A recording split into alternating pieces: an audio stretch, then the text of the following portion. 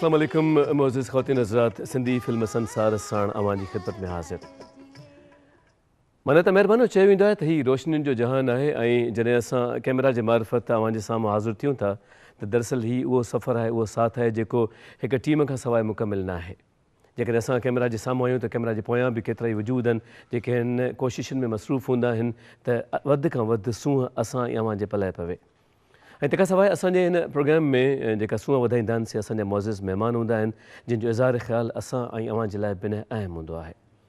पहिरीं मर्ज़ करे चुका आहियूं त हीउ आर्काइव्स जो प्रोग्राम आहे। इन हवाले सां त असां वहिलनि जे दौरनि जी ॻाल्हि कंदा आहियूं, माज़ीअ जी खिड़की खोलींदा आहियूं ऐं पोइ ते निहारींदा आहियूं त उन अरसे में कहिड़ी हवा हुई जेका घुली पए ऐं उन हवा में कहिड़ो रंग, कहिड़ी कैफ़ियत, कहिड़ो असरु हुयो जेको उन ज़माने जा वजूद हासिलु कंदा हुया। उहो ज़मानो हूंदो हो जॾहिं सर्किल ऐं ग्रैंड सर्किल में ताड़ियूं हूंदियूं हुयूं, हूकरा हूंदा हुया ऐं माण्हू पंहिंजे थक लाहिण लाइ ऐं पंहिंजे वजूद खे आसूदगी ॾियण लाइ जॾहिं हू पंहिंजे कमनि कारनि खां थकिजी पवंदा हुया त पाण ऐं पंहिंजे ख़ानदाननि साण सिनेमा जो रुख़ कंदा हुया। उनखां पोइ मथे गैलरी हूंदी हुई, ग्रैंड सर्किल खां पोइ मुख़्तलिफ़ जायूं हूंदियूं, बॉक्सिस हूंदा हुया जिन जी ख़बर शायदि असांजे ॿारनि खे कोन्हे त उन्हनि बॉक्सिस में फैमिलीज़ वेही ऐं पंहिंजा बॉक्स बुक कराए फिल्मूं ॾिसंदियूं हुयूं। त बहरहाल उहो सभु जेकॾहिं क़िस्सा जे पारीन आहे त बहरहाल उनजो ज़िक्र करे सघिजे थो ऐं सिंधी फिल्म संसार उन ज़िक्र जी हिकिड़ी कैफ़ियत आहे, हिकिड़ी कोशिशि आहे जिन में अवां जी मुहबत असांखे पले पई आहे, जंहिंजे लाइ असां अवां जा बेहदि शाकिर आहियूं। अॼु असीं चाहींदासीं त अवां सां ज़िक्र कयूं फिल्म सोरठ जो ऐं इन फिल्म जे हवाले सां असां ॿिनि निशस्तुनि में अवां जी ख़िदमत में हाज़िर थींदासीं। हीअ असांजी पहिरीं निशस्त आहे जंहिंमें असांजा मुअज़्ज़िज़ महिमान असां साण आहिनि। फिल्म बाबति ॻाल्हाइण खां पहिरीं छो न इन्हनि जो तारुफ़ अवां जी ख़िदमत में पेश करे छॾियूं। असां हिननि जा बेहदि शाकिर जो पंहिंजो क़ीमती वक़्तु कढी असां वटि आया आहिनि ऐं ॼो के साथ में ऐं इन खां पोइ ईंदड़ साथ में बि असां साण शिरकत जी हिननि हामी भरी आहे।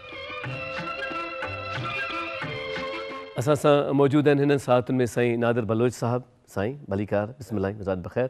साईं जी एम चांद साहिबु असां वटि मौजूदु आहिनि। चांद साहिबु अव्हांखे भलीकार, अचो था ऐं असांजी सेट ते टेक्निकली रंग अची वञनि था।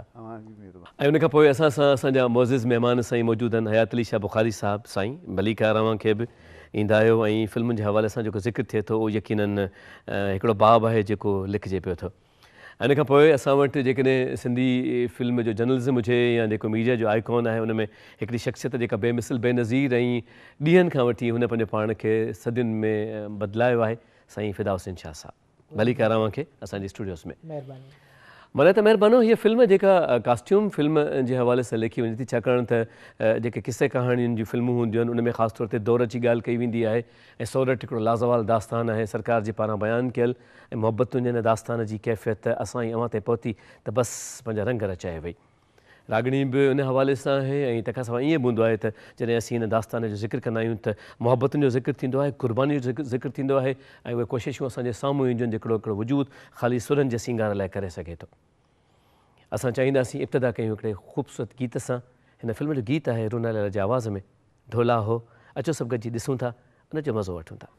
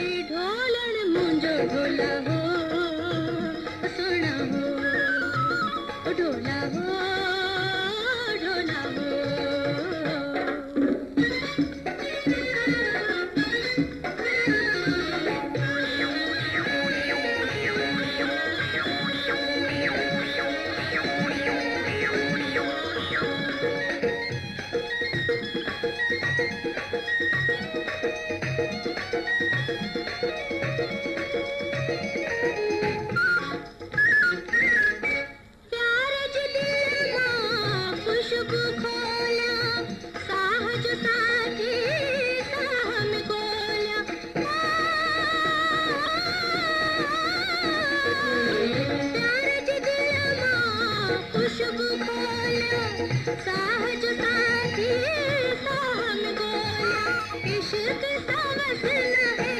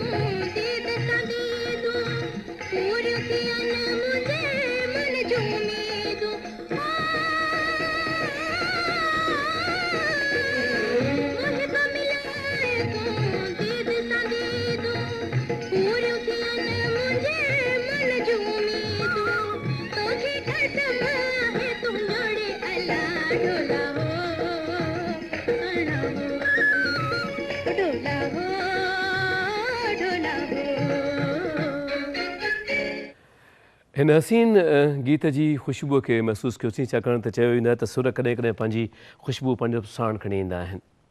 लहजनि खे सूरत हूंदी आहे ऐं तस्वीरुनि खे आवाज़ु हूंदो आहे। ऐं जॾहिं असां तस्वीरुनि जे लिहाज़ सां ॻाल्हाईंदा आहियूं, लहजनि खे ॿुधंदा आहियूं त महसूसु थींदो आहे त हिकिड़ो दौरु आहे जेको असांजे साम्हूं कही आयो आहे ऐं उन दौर जी कहिड़ी ॻाल्हि कजे, कहिड़ी ॻाल्हि, कहिड़ो ज़िक्र, पर बहरहाल चाहियूं था त उन दौर खे वापसि आणियूं। वापसि नथा आणे सघूं त कम उन जे तस्करे खे असां ऐं अव्हां ताईं ज़रूरु पहुचणु घुरिजे।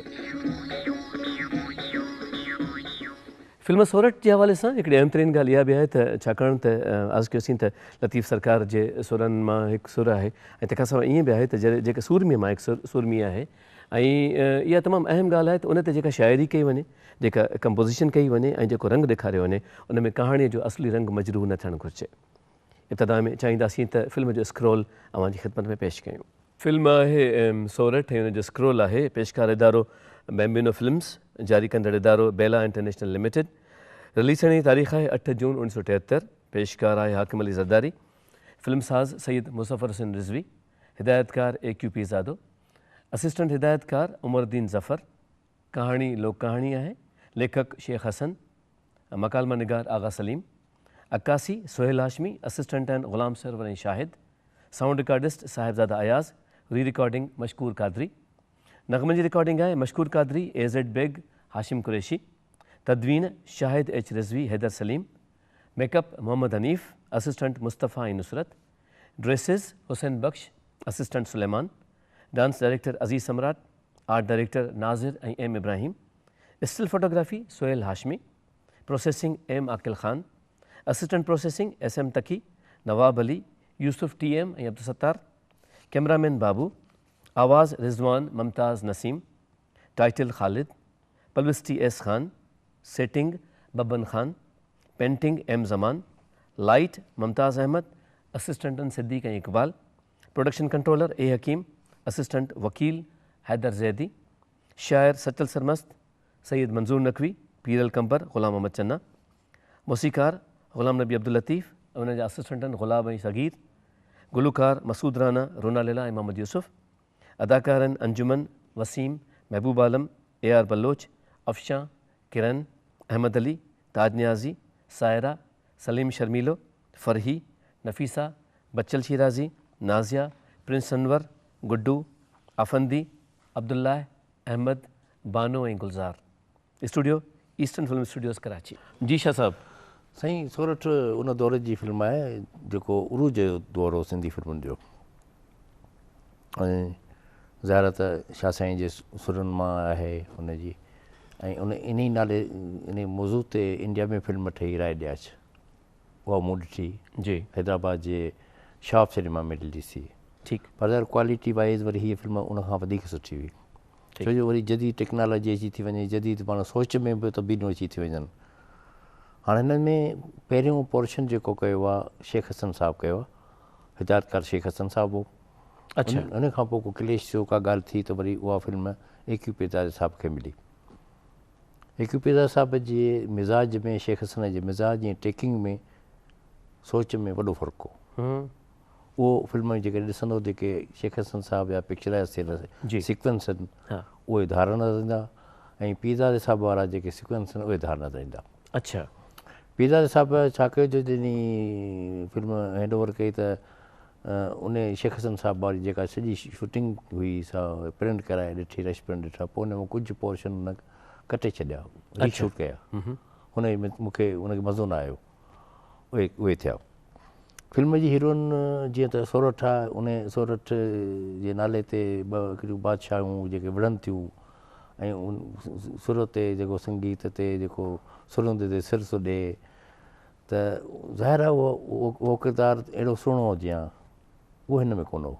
अच्छा हा जेका फिल्म जी हीरोइन हुई सोरठ जो किरदारु जंहिं कयो, अदाकारा अंजुमन जी, उहा एयर होस्टेस हुई कंहिं एयरलाइन जी।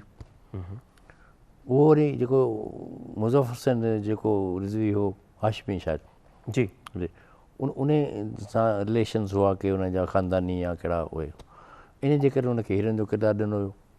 पोइ उन खे किरदारु निभाइणु कोन आयो सोरठ जो, लीड कैरेक्टर न करणु आयो। हा कोन आयो, करायो पर उन कयो। अच्छा न को शिकिल हुनजी अहिड़ी सुहिणी सोरठ जहिड़ी शिकिल हुई, न सोरठ जहिड़ो ॻाल्हाइणो हो जी, त ईअं ई माना ज़ाया थी, इहो किरदारु ज़ाया थियो। ॿिया सभु किरदार, वसीम आहे, A.R. बलोच आहे, इहे ॿिया सभु किरदार तमामु पंहिंजी जाइ फिट हुआ।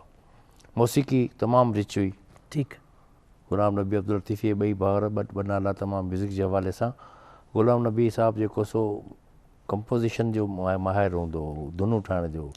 लतीफ़ साहब वरी पंहिंजो जेको वरी ॿी जेका कंपोज़िशन हूंदी, जेके विरासत थींदी साज़ननि में, साज़न खे जीअं विरहाईंदो, जीअं उनखे ख़ूबसूरत बनाईंदो, उनजो माहिर हो।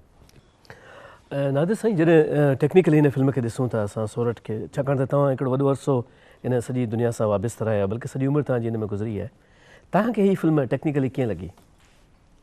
साईं जीअं साईं चयो त बेसिकली हिन फिल्म जा डायरेक्टर आहे ॿ, शेख हसन ऐं A.Q. पीरज़ादो। शेख हसन हिन फिल्म खे काफ़ी ठाहियो, ऐं ख़ासि कर जेका हिन में जंग हूंदी हुई जी, जेका जंग ॾेखारी वई, उहा शेख हसन कई आहे। उहो वॾो महिनत जो कमु जी। पोइ कोट ॾेजी वञी हुनजो पिक्चराइज़ करणु, महबूब आलम खे बीजल जो कैरेक्टर ॾियण वारो बि शेख हसन हो। सही सही।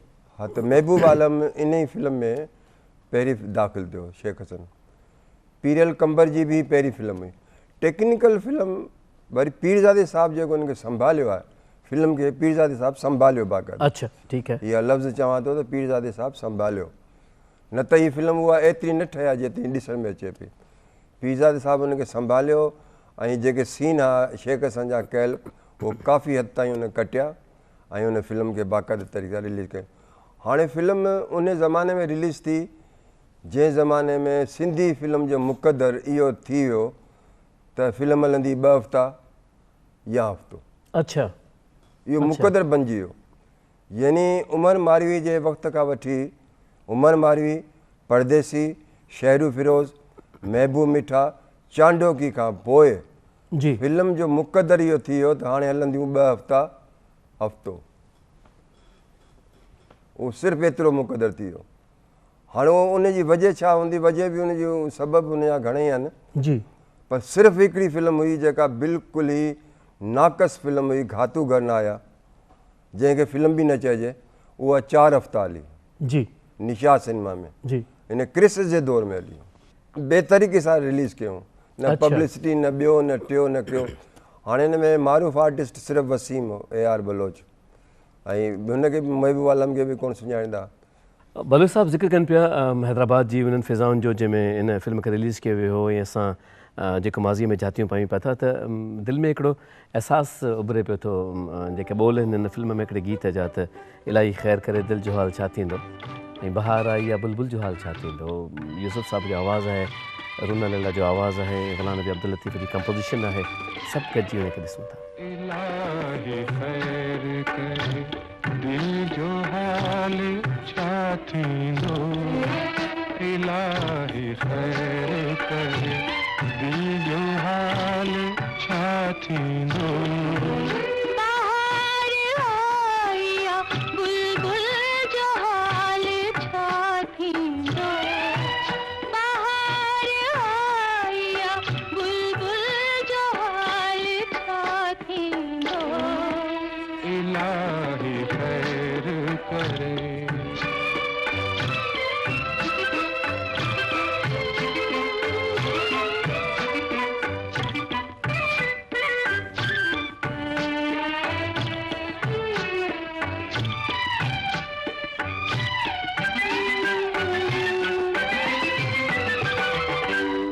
सितारों जी मुझे महबूब बताने सारे थे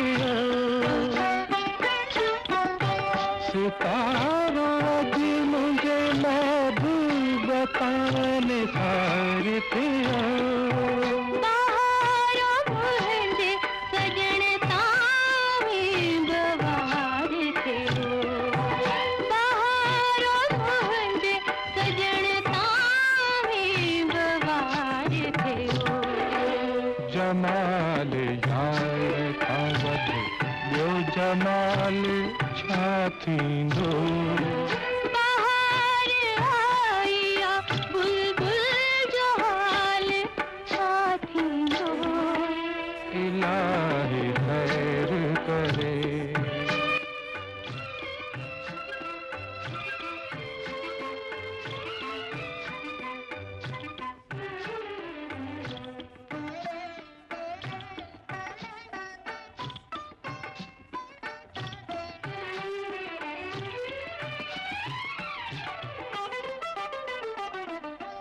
हकीकी इश्क जी हाणे मिली रात वही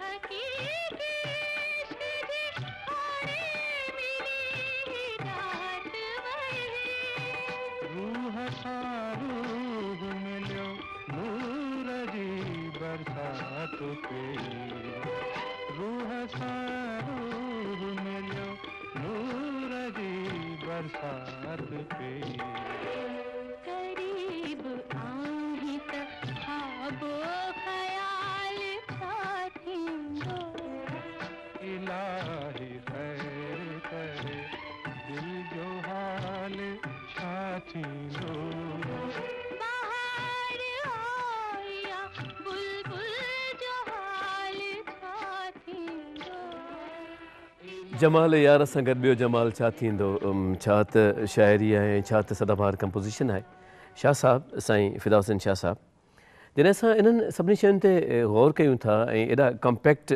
शयूं असां वटि पहुचनि पियूं थियूं how do you feel about it कीअं थो तव्हांखे महसूसु थिए that was truly mesmerizing.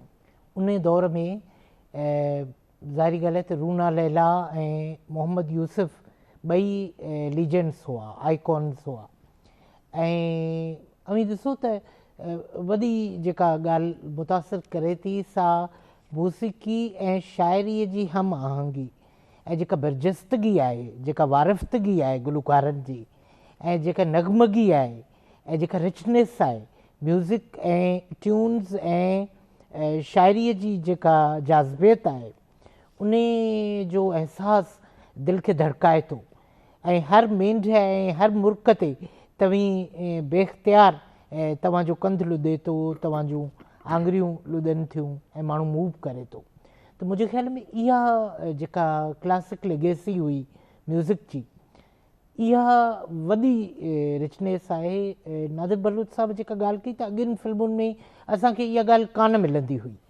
त आउं सम्झां थो त इहा एकता परदेसी ऐं उन वक़्त जे म्यूज़िक जी छांव हुई जेका असां वरी सोरठ में ॾिठी सही ऐं म्यूज़िक जे हवाले सां ई असीं समूरी दुनिया खे जॾहिं ॾिसूं था त प्रोड्यूसर्स ऐं डायरेक्टर्स जी ओतिरी बाज ऐं ओतिरो कुर्ब हूंदो हो म्यूज़िक ते ओतिरो फोकस रखंदा म्यूज़िक ते तव्हीं ॾिसो त जेको ढोला हो या ही जेको गीत आहे इन में शाइरीअ ऐं मौसीक़ीअ जो चार्म त आहे पर जेके पाज़िस आहिनि मोहम्मद यूसुफ जेके पाज़िस ॾिना आहिनि या रूना लैला जेके पाज़िस ॾिना आहिनि ऐं वरी ॿिन्ही जी ट्रांसफर ऑफ एक्सप्रेशन ऐं ॿई हिक ॿिए खे संभालीनि ऐं ॿई क्यू मिलण ते हिक ॿिए खां वधीक अॻियां वाह, निकिरी अचण वाह, जी कोशिशि वाह, कनि वाह, वाह। त इहा जेका सूंह आहे, इहा जेका नगमगी आहे, इहा असांखे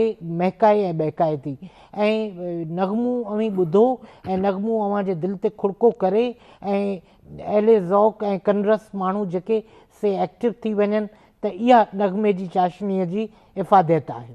चांद भाई, ये जो टेक्निकल एक मूवी होती है जैसे वो सर काट के पेश करते हैं और उस ज़माने में इसकी शूटिंग कितनी मुश्किल थी?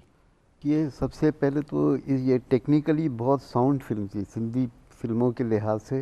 जी। इसमें बड़े बड़े टेक्नीशियंस ने काम किया। सुहेल हाशमी साहब कोई छोटा नाम नहीं है, बहुत बड़ा नाम है, लीजेंड है वो।